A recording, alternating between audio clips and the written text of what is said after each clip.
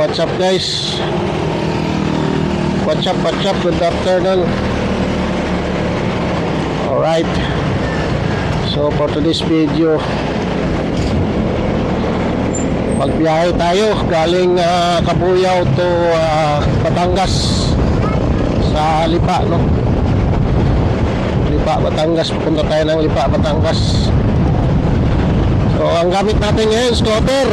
Yeah, miss ko yung scooter ko, no? At ito, naka-scooter na tayo. At nandito na tayo sa Laguna. So ang bibiyahe natin, mga kulang-kulang isang oras lang to. At linggo naman ngayon, medyo maluwag-luwag, hindi kagaya sa mga ibang araw. So ngayon nandito pa lang tayo sa Mamatid. Ayan ang Jollibee Mamatid. So papunta tayo ng south. Right, yun.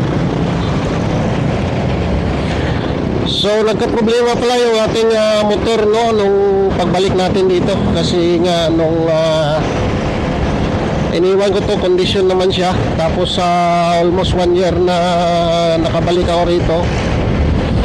Pero pinakuha ko kay Reggie para lang paanda rin, mapapaandaw niya. Kaso ang nangyari, ginamit niya. At yun, hindi man lang niya naingatan siguro. Yan, hindi ko alam. Yan, pagbalik ko ay ganito na. Dami ng problema. So linggo ngayon, hindi natin mapapayos. Bukas siguro. At pagbalik natin galing Batangas, saka natin siya dadalhin doon sa kasa, no? At ipapagawa.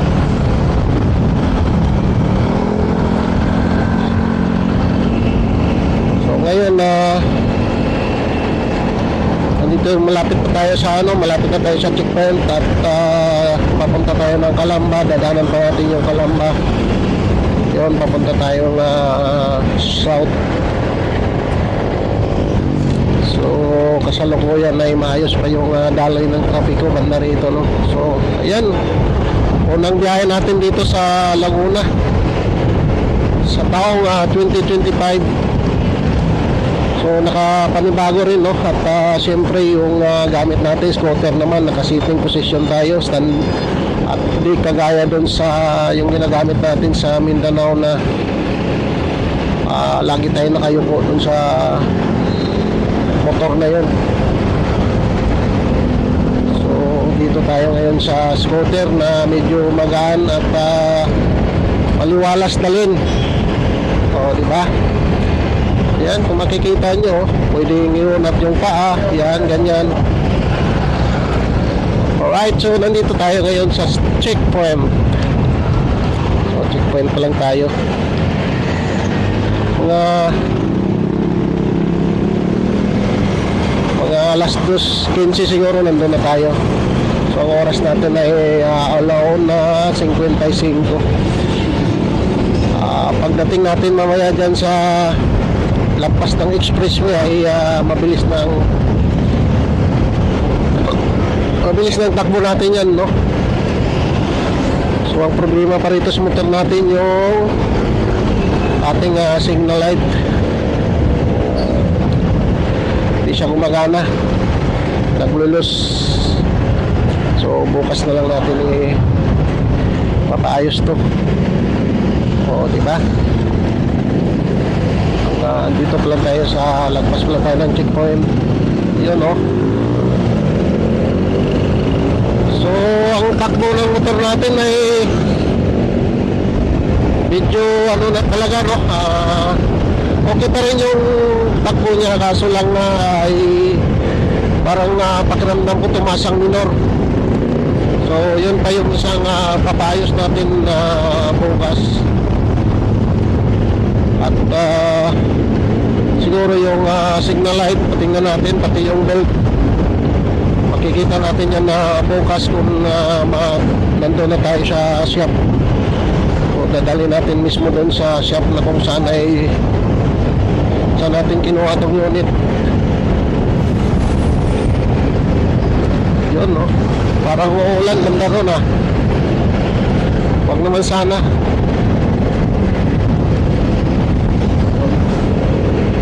So, dandahan lang tayo kasi nakakapanibago itong gamit natin, no? Alright.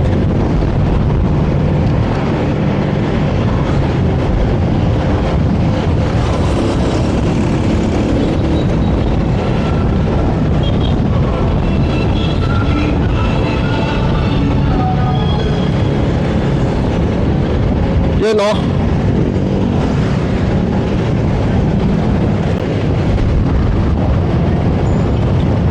Ayan, at nandito na tayo sa Calamba.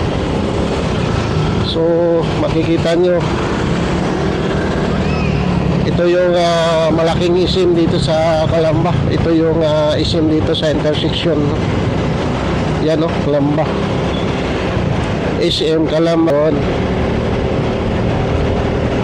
So, paakyat tayo dito sa Ariel, no? At papunta tayong part ng South Expressway. Yun, banda ron, medyo makulimlim sa pupunta natin. So, ito lang yung kagandahan dito sa kalsada na to pag ganitong araw, hindi masyadong matraffic. Ayun yung ulan nasa Mount Makiling, sana malagpasan natin yan. Yan, no? At sama ng panahon dun, banda, sana malagpasan natin.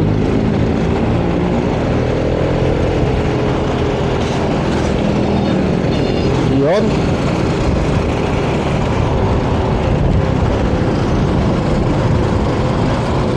Alright, so malapit na tayo dito sa Expressway.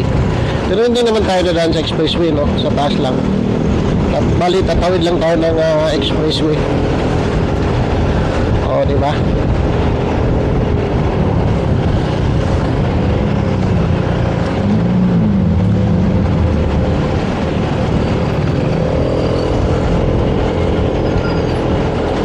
Yun, no?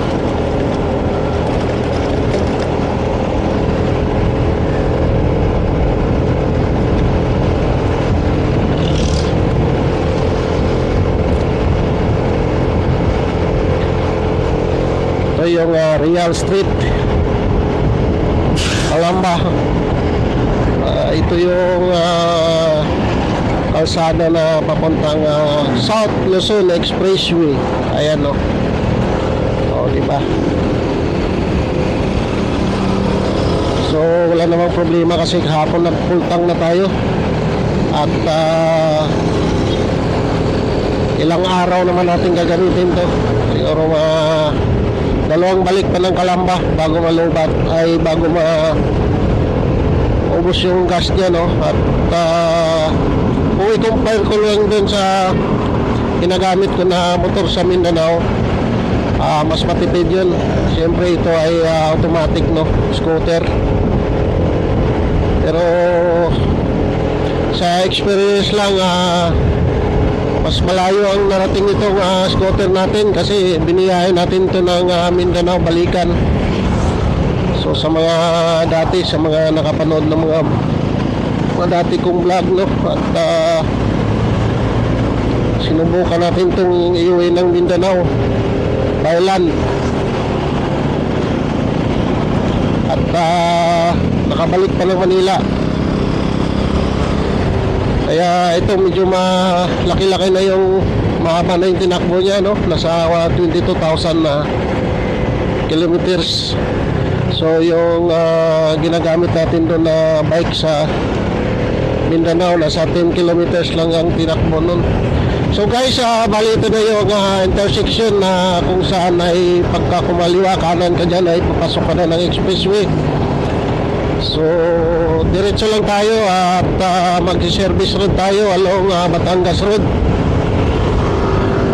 So kung makikita natin, ito na yung pinaka-expressway sa baba. Yun, pag sa kanan papuntang Manila, pag dito sa kaliwa ay papuntang South or Batangas o Calabarzon. Yun, no? Santo Tomas. So lagpas na tayo ng Calamba at papasok na tayo ng Batangas. Yun.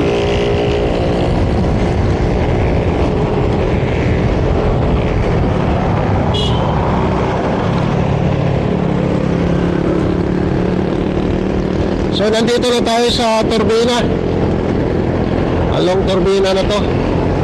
Kung makikita nyo, nandito yung mga terminal ng mga bus na bibiyahing south. Pagka yung galing Manila naman, dito yung pinaka stopover nila, no? Yan, mga bus na papuntang Bisaya,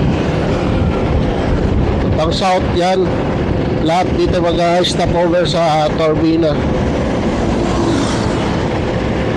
So pagkalagpas natin dito, medyo hahataw tayo kasi yung ulan, no? Kailangan malagpasan natin yan. Makulimlim dito banda sa Mount Makiling. At yun, no? Andito yung dito na yung mga terminal. Yan, Bill TV. Yan, Bill TV.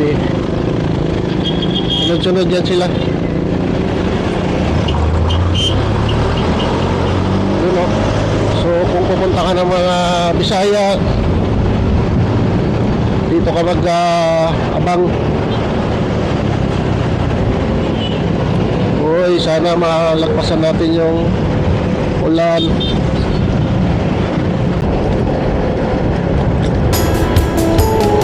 Ayan, dito na tayo sa Tarawan. Ngayon, maligayang pagdating sa lalawigan ng magigiting Batangas.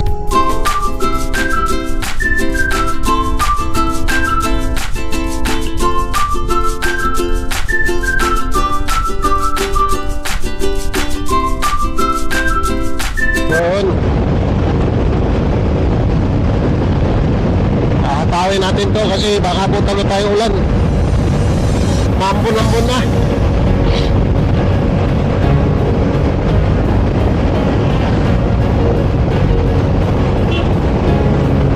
Yan, no?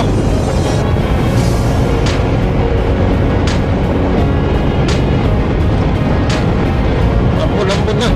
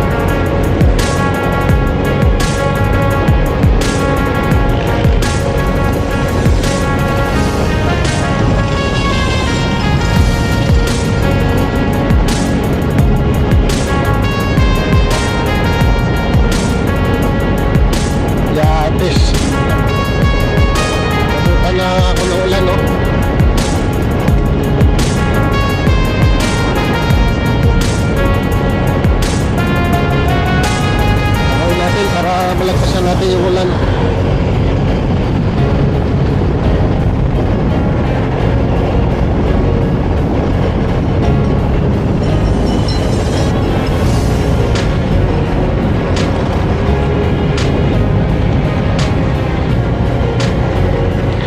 Nasa Lipa na tayo.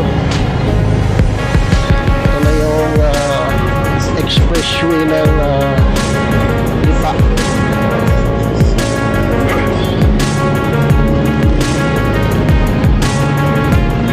Yan o, exit na ng expressway ng Lipa. So, diretso rin tayo. na Nambon.